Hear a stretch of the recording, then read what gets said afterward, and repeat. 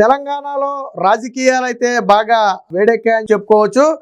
ప్రధానంగా మాజీ ముఖ్యమంత్రి కేసీఆర్తో పాటు మాజీ మంత్రి కేటీఆర్ వీరిరువురి మీద ఒకేసారి కేసులు నమోదుతో పాటు అరెస్టుకు రంగం సిద్ధమవుతుందనే వార్త ఇప్పుడు తెలంగాణలో పొలిటికల్ హీట్ని అయితే పెంచింది. ఇక కేసీఆర్ వ్యవహారానికి వచ్చేటప్పటికి విద్యుత్ కొనుగోలు ఒప్పందాలలో జరిగినటువంటి అవకతవకలు కానివ్వండి, రాబోయే 25 ఏళ్లలో తెలంగాణ మీద పడుతున్న భారానికి సంబంధించి కానివ్వండి, ఇప్పటికే justice Madan B Lokur commission already ఒక నివేదికను కూడా ఇవ్వడం జరిగింది. దీనివల్ల తెలంగాణకు పడుతున్నటువంటి భారం ఏదైతే ఆల్రెడీ కాలం చెల్లిన టెక్నాలజీతో భద్రాద్రి పవర్ ప్లాంట్ కానివ్వండి, అలాగే ఛత్తీస్గఢ్తో విద్యుత్ కొనుగోలు ఒప్పందాల వల్ల కానివ్వండి దాదాపుగా 13,000 నుంచి 14,000 కోట్ల నష్టం జరుగుతుందని చెప్పి ఆ కమిటీ అయితే తేల్చడం జరిగింది. ఇక కేటీఆర్ వ్యవహారానికి వస్తే ఈ ఫార్ములా రేసుకు సంబంధించి జరిగినటువంటి అవకతవకలకు సంబంధించి కేసు నమోదుకైతే ఇప్పటికే గవర్నర్ నుంచి కూడా ఆమోదం రావడంతో కేసు నమోదు తప్పనిసరి పరిస్థితికి అయితే కనపడుతుంది. ఈ గవర్నర్ నుంచి వచ్చినటువంటి ఆదేశాలపై కూడా నిన్న ఆ క్యాబినెట్లో సుదీర్ఘంగా చర్చించడం జరిగింది. మొత్తంగా 5 గంటల నుంచి 6 గంటల పాటు క్యాబినెట్ సమావేశం జరిగితే ప్రధానంగా ఇటు నిన్న కమిటీ ఇచ్చినటువంటి ఆ నివేదికతో పాటు గవర్నర్ అనుమతులు ఈ రెండింటి మీద కూడా ప్రధానంగా చర్చ సాగినట్టుగా అయితే తెలుస్తుంది. మంత్రి పొంగులేటి కూడా చట్టం తన పని తాను చేసుకుంటూ వెళ్ళిపోతుంది. ఖచ్చితంగా కేటీఆర్ అన్ని ప్రశ్నలకు సమాధానం చెప్పాల్సిందని చెప్పి పొంగులేటి బయట మీడియాతో కూడా చెప్పటం. అయితే ఈ గవర్నర్ నుంచి వచ్చినటువంటి అనుమతులను అధికారికంగా సిఎస్ నుంచి చీఫ్ సెక్రటరీ నుంచి ఏసీబీకి యాంటీ కరప్షన్ బ్యూరోకి అయితే పంపాలని చెప్పి తెలుస్తుంది. సో ఈ గవర్నర్ అనుమతులు ఏదైతే కేటీఆర్ మీద విచారణకు కానివ్వండి, కేసు నమోదుకు కానివ్వండి గవర్నర్ అనుమతులు వచ్చాయో అవి ఏసీబీకి అందిన వెంటనే నోటీసులు ఇచ్చి విచారణ పేరుతో కేటీఆర్ని అయితే అదుపులోకి తీసుకోవచ్చని చెప్పి ప్రస్తుతానికి ఊహాగానాలు నడుస్తున్నాయి. ఇక ఇప్పుడు జరగబోయే పార్లమెంటు అసెంబ్లీ సమావేశాలు ఈ కమిటీ ఏదైతే విద్యుత్ కొనుగోలుకు సంబంధించి జస్టిస్ మదన్ లోకూర్ కమిటీ ఒక నివేదిక అయితే ఇచ్చిందో ఆ నివేదిక మీద చర్చించి అప్పుడే ఒక ప్రకటన కూడా చేసే అవకాశం ఉందని తెలుస్తుంది. అంటే కేసీఆర్ మీద తీసుకోబోయే చర్యల గురించి అసెంబ్లీ సాక్షిగానే ముఖ్యమంత్రి రేవంత్ రెడ్డి ప్రకటన చేసే అవకాశం ఉందని చెప్పి కూడా రాజకీయ వర్గాల్లో చర్చ నడుస్తుంది. అయితే దీనికి సంబంధించి లీగల్గా ఎదుర్కోబోయే సమస్యల గురించి కూడా సుదీర్ఘంగా చర్చినట్టు తెలుస్తుంది. అటు కేటీఆర్ వ్యవహారంలో కానివ్వండి, ఇటు కేసీఆర్ వ్యవహారంలో కానివ్వండి కేసులు నమోదు చేస్తే తదుపరి పరిణామాలు ఎలా ఉంటాయి, రాజకీయంగా ఎటువంటి పరిణామాలు ఎదురవచ్చు, అలాగే లీగల్గా దీని మీద కోర్టుల్లో ఎంతవరకు నిలబడుతుంది అనే అంశాల గురించి అయితే క్షుణ్ణంగా అధ్యయనం చేస్తున్నట్టుగా తెలుస్తుంది. ఏది ఏమైనా కేబినెట్ భేటీలో సుదీర్ఘంగా చర్చించడంతో మొత్తంగా అటు మాజీ ముఖ్యమంత్రి కేసీఆర్తో పాటు మాజీ మంత్రి కేటీఆర్ అంటే ఒక రకంగా తండ్రి కొడుకులు ఇద్దరికీ కూడా ఉచ్చు అయితే బలంగా బిగుస్తుంది. బట్ కేసులు వేరు. ఒకరి మీద అయితే ఈ ఫార్ములా కేసు, ఒకరి మీద అయితే ఇంకొకరి మీదకి వచ్చేటప్పటికి విద్యుత్ ఒప్పందాల కేసు, అలాగే భద్రాద్రి ప్లాంట్ ఏదైతే పవర్ ప్లాంట్ ఉందో ఆ పవర్ ప్లాంట్ మీద పెట్టినటువంటి ఖర్చు కానివ్వండి ఇలాంటి వాటి మీద అయితే నమోదయ్యే అవకాశం ఉంది. దీనికి సంబంధించి ఒక వార్త కూడా వచ్చింది, ఒకసారి చూద్దాం. తండ్రి కొడుకులకి జలకు, కేసీఆర్ పై కేసు, మాజీ సీఎంకు విద్యుత్ కొనుగోలు ఒప్పందాల సాకు, కరెంటుపై justice Lokur నివేదికకు cabinet okay.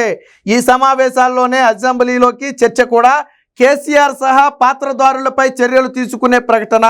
Bhadradri ప్లాంటుతో 25 ఏళ్లలో 9,000 కోట్ల భారం, ఛత్తీస్గఢ్తో ఒప్పందం చేసుకోవటం వల్ల 3,600 కోట్ల నష్టం జరిగింది. గనులకు దూరంగా యాదాద్రి, రవాణాకే 1,600 కోట్లు. ఈ యాదాద్రి ఏదైతే పవర్ ప్లాంట్ ఉందో దాని గనులకు దూరంగా కట్టడం వల్ల కేవలం రవాణాకే 1,600 కోట్ల రూపాయలు ఖర్చు అవుతుందని తెలిసింది. ఇవన్నీ కూడా కాంగ్రెస్ పార్టీ చేసిన ఆరోపణలు కాదు. ఏదైతే మదన్ లోకూరు కమిటీని వేశారో ఆ కమిటీ నిగ్గుదేల్చినటువంటి అంశాలు ప్రధానంగా భద్రాద్రి ప్లాంట్తో 25 ఏళ్ల పాటు మనం చూసుకుంటే 9,000 కోట్ల రూపాయల భారం తెలంగాణ ప్రజలు మోయాల్సి ఉంటుంది, తెలంగాణ ప్రభుత్వం నెత్తి మీద పడుతుంది.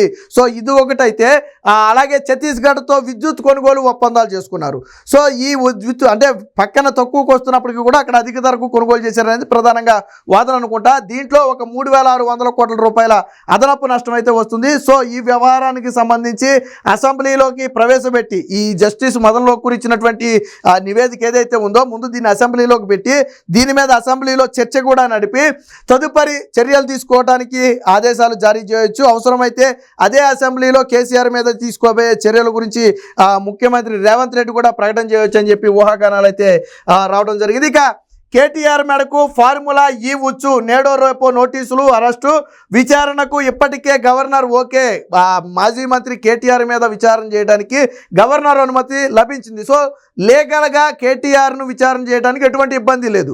అంటే కోర్టు నుంచి వెళ్ళి ఏదైనా రక్షణ పొందితే అది వేరే విషయం, కానీ గవర్నర్ అనుమతి ఉన్న నేపథ్యంలో లీగల్గా కూడా తప్పించుకోలేని పరిస్థితి అయితే ఏర్పడింది.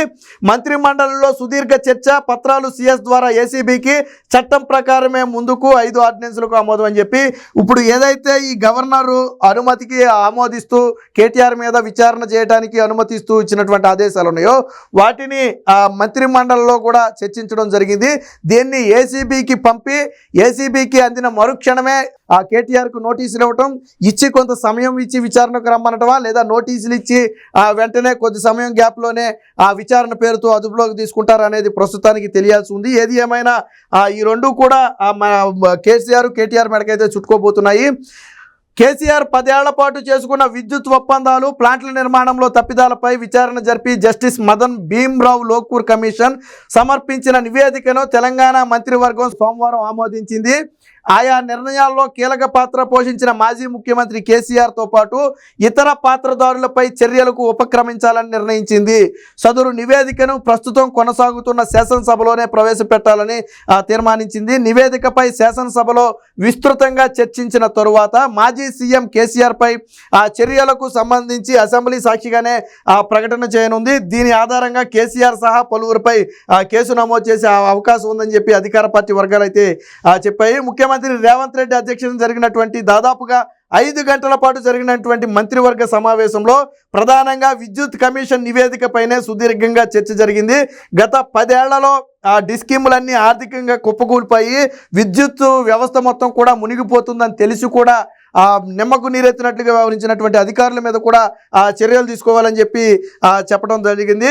ఇక భద్రాద్రి ప్లాంట్ కాలం చెల్లిన టెక్నాలజీతో కట్టిన భద్రాద్రి పవర్ ప్లాంట్ కారణంగా రానున్న 25 ఏళ్లలో 9,000 కోట్ల వరకు ప్రజలపై భారం పడుతుందని చెప్పి చెప్పడం జరిగింది. ఇక ఇదే సమయంలో ఛత్తీస్గఢ్తో చేసుకున్న విద్యుత్ ఒప్పందాల వల్ల 3,642 కోట్ల నష్టం జరుగుతుంది. ఇది ఆ కమిటీ నివేదిక ప్రధాన సారాంశం. దీనికి సంబంధించిన మరొక వార్త కూడా వచ్చింది, ఒకసారి చూద్దాం.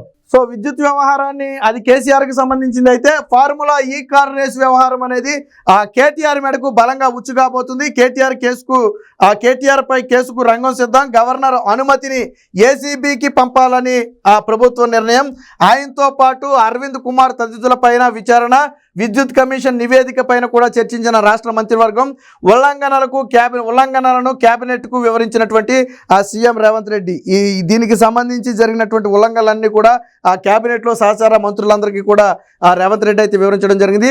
ఫార్ములా ఈ కార్ రేసు వ్యవహారంలో మాజీ మంత్రి బారాస కార్యనిర్వాహక అధ్యక్షుడు కేటీఆర్ పై కేసు నమోదుకు గవర్నర్ జిష్ణుదేవ్ వర్మ అనుమతి ఇవ్వడంతో ఆ దిశగా రంగం సిద్ధమైంది. గవర్నర్ అనుమతిని ఏసీబీకి పంపాలని రాష్ట్ర మంత్రివర్గం నిర్ణయించింది. 1-2 రోజుల్లో ఏసీబీ కేసు నమోదు, విచారణ వంటి పరిణామాలు వేగవంతం కావచ్చు అని చెప్పి అయితే చెప్పడం జరిగింది.